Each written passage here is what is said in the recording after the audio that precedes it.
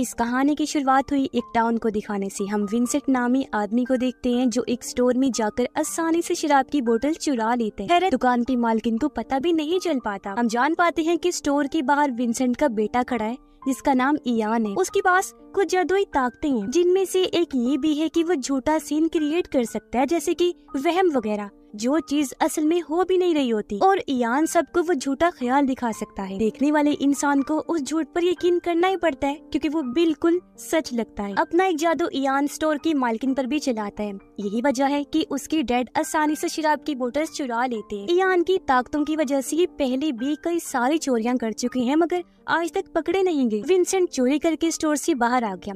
यहाँ से कुछ लड़कियां गुजर रही थी। एक लड़की इयान के कान में कुछ कह जाती है, जिससे उसका ध्यान भटक गया और उसका जादू टूट जाते हैं। दुकान की मालकिन देख लेती है कि शराब की बोतल्स गायब हैं। उसे पता चल गया कि वो आदमी उन बोतल्स को चुरा ले गया है, इसलिए वो हथौड़ा लेकर बाहर आती है। लेकिन इससे पहले विंसेंट पर हमला करती एक बार फिर इयान अपना जादू करता है। औरत को रोकने के लिए वो उसे ऐसा ख्याल दिखाता है जैसे इयान के हाथ में गन है और वो उसे गोली मारने वाला है। औरत जैसे उसके पास गई, इयान ने शूट कर दिया। इस चीज को सच मानकर औरत नीचे गिर गई, जिस चीज का फायदा उठाकर वो बाप बेटा यहाँ से भाग निकले। पर ये देखकर एक पुलिस वाला वहाँ आकर औरत को चेक करता है, जो जाहिर है बिल्कुल ठीक थी, उसे गोली नहीं लगी थी। मगर अब पुलिस ऑफिसर दोनों का पीछा करने लगता है। विंसेंट इयान पर गुस्सा करने लगा कि क्या जरूरत थी अपनी ताकतों को सबके सामने इस्तेमाल करने की। इयान कहते हैं, हम ये छोटी मोटी चोरियां क्यों करते हैं, एक बार ही बैंक लूट लेते हैं जिससे हम माला माल हो जाएंगे। पर विंसेंट ये कहकर मना कर देते हैं कि बैंक वालों को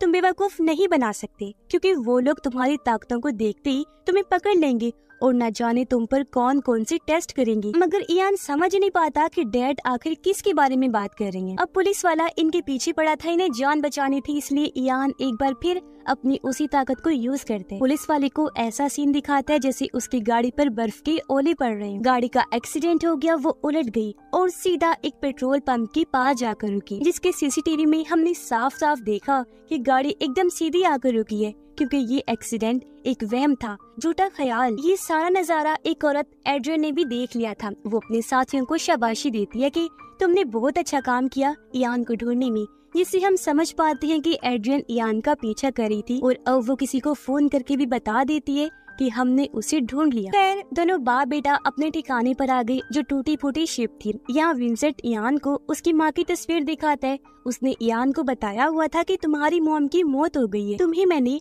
अकेले ही पाल पोस कर बड़ा किया। लेकिन इयान ऐसी जिंदगी से खुश नहीं था, क्योंकि विंसेंट की लगाई गई पाबंदियों से वो ना खुश था। उसके डैड इयान को बाहर जाने नहीं देते थे, ये कहकर मना कर देते थे कि तुम खास हो, बाहर जाना सेफ नहीं, तुम कोई आम इंसान नहीं हो। अब जो पुलिस वाला उनके पीछे लगा था, वो एक बार में आता है और उस एक्सीडेंट के बारे में अपने दोस्त को बताता है। उसकी सारी बातें पास बैठे आदमी ने सुन ली, जो भी कोई आम इंसान नहीं था बल्कि म्यूटेंट था। उसके पास भी ताकतें थी, जिनकी मदद से वो ऑफिसर के दिमाग से जानकारी निकालता है। ऐसा होते ही ऑफिसर बेहोश। हमें पता चलता है कि कहानी में इन म्यूटेंट लोगों को परसेप्टर कहा गया है। उधर एड्रियन अपने साथियों के साथ दोनों बाप बेटे के ठिकाने पर आ जाते हैं, ताकि वो इयान को हासिल कर सके, जिसकी कब से इन्हें तलाश थी। ये लोग एक खुफिया एजेंसी के लिए काम करते थे। पहले विंसेंट भी उसी एजेंसी के लिए काम किया करता था, इसीलिए एड्रियन और विंसेंट दोनों एक दूसरे को जानते थे। लेकिन फिर कुछ ऐसा हुआ कि सब बदल गया। ये लोग एड्रियन को मारते हैं और उससे इयान के बारे में पूछते हैं, मगर वो अपना मुंह बंद रखता है। पता चलता है कि एड्रियन एक साइंटिस्ट है और वो जिस एजेंसी अवेयरनेस के लिए काम करती है, उनका काम था इयान जैसे लोगों पर एक्सपेरिमेंट तजुर्बे करना, क्योंकि उन लोगों को ऐसी ताकतें देने वाली भी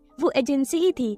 उन्होंने ये इंसान, ये परसेप्टर खुद बनाए, उनके अंदर खास किस्म का फार्मूला डालकर, जिससे ये सुपर पावर्स रखने वाले इंसान बन गए, ये म्यूटेंट्स, जिन्होंने जंग बहुत अच्छी लड़ी और अपने मुल्क को जंग जिताई। पर बाद में गवर्नमेंट को खतरा पड़ गया कि कहीं ये सुपर ह्यूमन, ये म्यूटेंट हमारे खिलाफ ही ना हो जाए, इसीलिए गवर्नमेंट ने एक एक करके सभी परसेप्टर को खत्म कर दिया।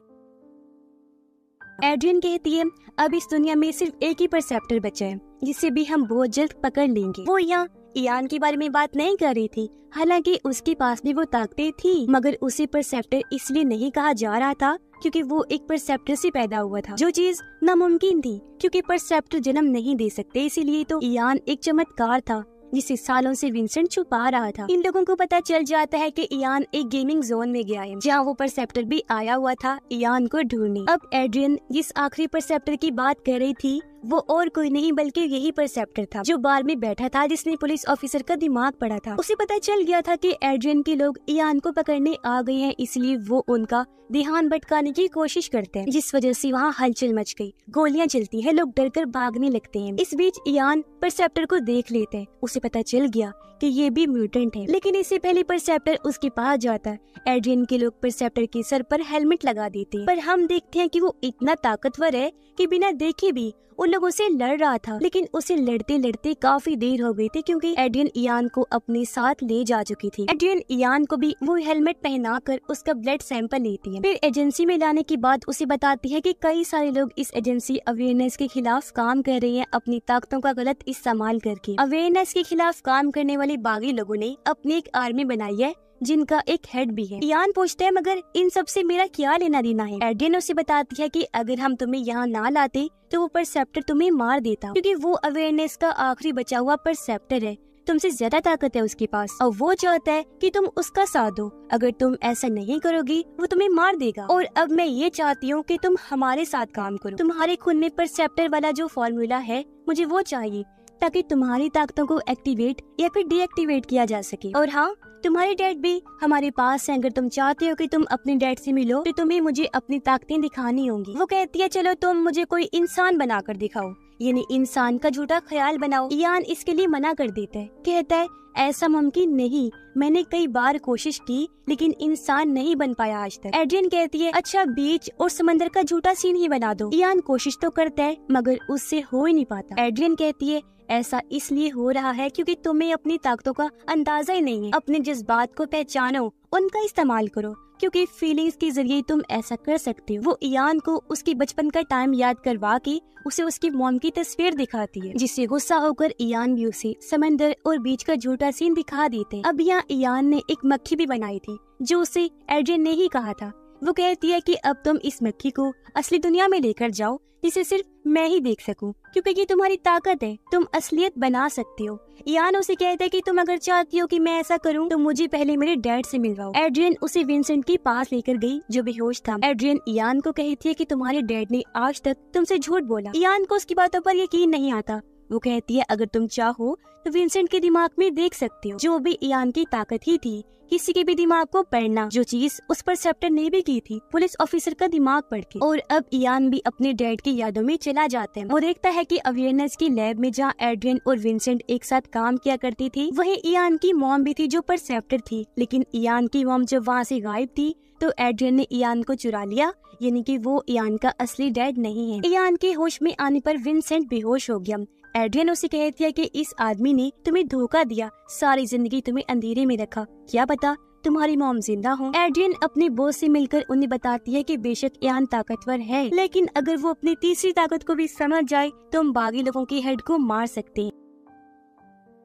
अब इस तीसरी शक्ति के बारे में हम आगे जानेंगे। अब अवेयरनेस में ही काम करने वाली एक फाइटर लड़की जो एड्रियन की साथी थी शायद, वो इयान को आकर बताती है कि ये लोग न जाने तुम पर कौन कौन से टेस्ट करेंगे, इसीलिए बेहतर होगा कि यहाँ से भाग जाओ, मैं तुम्हारी मदद कर सकती हूँ। उसकी बात इयान को पसंद आई और वो मान गया। परसेप्टर भी अपना बेस बदलकर एजेंसी में घुस आया था। फाइटर लड़की इयान को लेकर वहाँ से भागने लगी। हालांकि सिपाही उन्हें रोकने की कोशिश करते हैं, मगर वो लड़ने में काफी माहिर थी तो सबको मार गिराती है। इयान और उसके डैड को लेकर यहाँ से निकल जाती है। एजेंसी में परसेप्टर को जब पता चला कि इयान यहाँ से भाग गया है तो वो उसका पीछा करने लगता है, लेकिन इयान अपनी ताकतों से सबको चकमा देकर यहाँ से भाग जाते हैं। ये तीनों एक होटल में गए। इयान की उस फाइटर लड़की से दोस्ती हो गई, लेकिन अब इयान विंसेंट को लेकर काफी परेशान था। वो जानना चाहता था कि मेरे असली डैड कौन है और मेरी माँ के साथ क्या हुआ था। इस पर फाइटर लड़की उसे कहती है कि तुम अपने डैड के दिमाग में जाकर ये चीज देख सकती हो। इसलिए इयान एक बार फिर अपने डैड का दिमाग पढ़ने लगता है। उसे उस लैब का एड्रेस मिल जाता है जहाँ से विंसेंट ने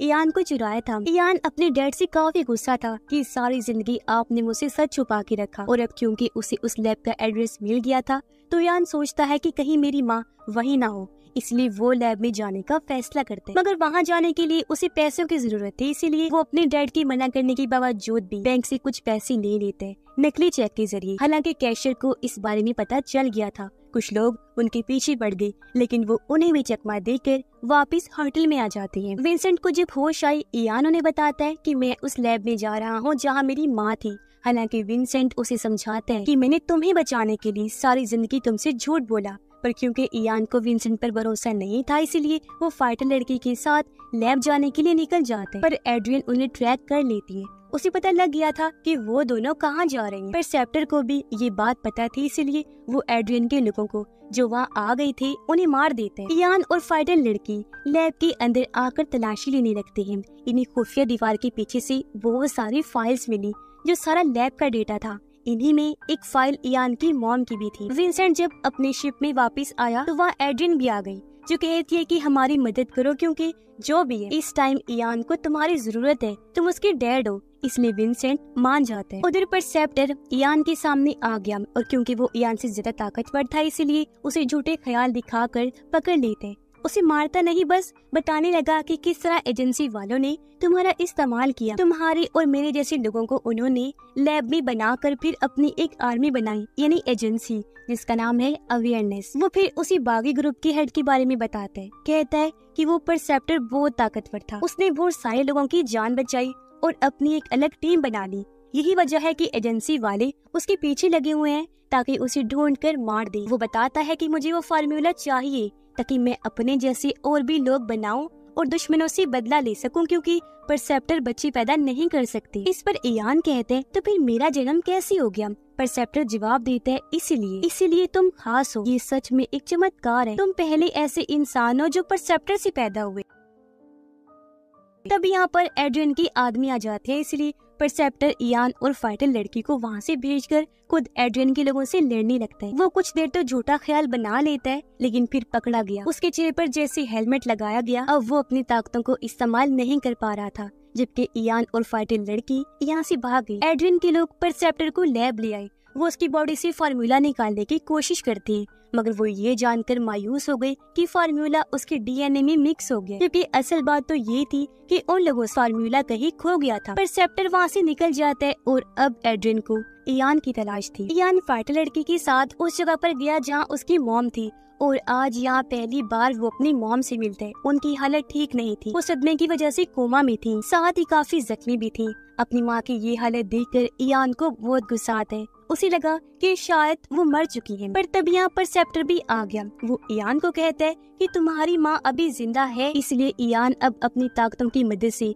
अपनी माँ के दिमाग में जाते हैं जहाँ उसे अपना बचपन नजर आता है। उसे पता चला कि एड्रियन जिस फार्मूला के पीछे है वो दरअसल इयान की माँ ने ही बनाया था और उस चीज की याद उन्होंने इयान के दिमाग में डाल दी ताकि हर किसी को उस बारे में पता न चल सके। और अब असली दुनिया में परसेप्टर उस याद को लेने की बहुत कोशिश करते हैं। हालांकि इयान उसे ऐसा करने तो नहीं देता, लेकिन इस जोर जबरदस्ती की वजह से इयान की मॉम की मौत हो जाती है, जिस बात से इयान को बहुत दुख हुआ। साथ ही उसे काफी गुस्सा भी आता है और अब वो अपना गुस्सा एड्रियन और उसके साथियों पर निकालना चाहता था जो वहाँ पहुँच भी गए थे। और अब यहाँ इयान की तीसरी ताकत भी सामने आई और वो ये थी कि वो एक साथ कई सारे लोगों के दिमाग को कंट्रोल कर सकता था। ऐसे उसने बहुत सारे लोगों को मार गिराया मगर कोई उसका कुछ बिगाड़ नहीं पाता। तभी उसे रोकने यहाँ विंसेंट आ गया। वो खुद को शूट ही कर लेते हैं जिससे इयान अपने होश में आ गया और अब आखिरी बार वो अपने डैड के दिमाग को चेक करते हैं। उसे पता चला कि असल में इयान की माँ ने विंसेंट को कहा था कि मेरे बेटे को कहीं दूर ले जाओ किसी महफूज जगह पर, यानी विंसेंट ने जानबूझकर उसका बच्चा नहीं चुराया था। ये देखकर इयान को दुख हुआ। वो अपने डैड से माफी मांगता है और इसी के साथ उनकी मौत हो जाती है। अब परसेप्टर फार्मूला हासिल करने के लिए फाइटर लड़की का इस्तेमाल करते हैं, उस पर गन पॉइंट करके मारने की धमकी देते हैं। ये देखकर एड्रियन इयान को कहती है कि कोई फाइटर लड़की है ही नहीं, ये तो बस छलावा है, फाइटर लड़की का झूठा ख्याल जो परसेप्टर ने तुम्हारे दिमाग में डाला। इयान जब इस बात पर गौर करते हैं तो उसे भी यकीन हो गया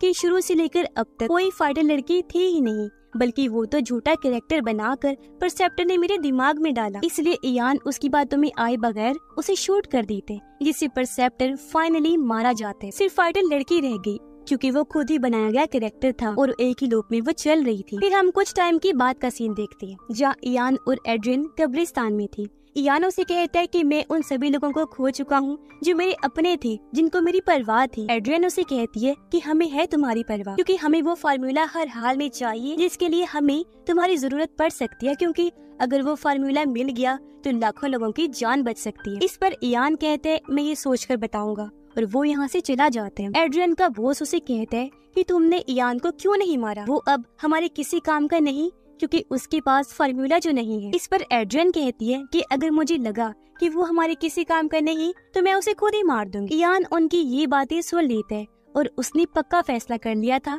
कि मैं उनका साथ नहीं दूंगा, क्योंकि उसे पता चल गया था कि एड्रियन इस बात से अनजान है कि वो फार्मूला मेरे दिमाग में है जो मेरी माँ ने डाला, और अगर वो ये बात जान गई तो मेरे ऊपर एक्सपेरिमेंट का सिलसिला फिर से शुरू हो जाएगा और एक जंग फिर से टूट पड़ेगी। इसी के साथ ये फिल्म इधर ही खत्म हो जाती है।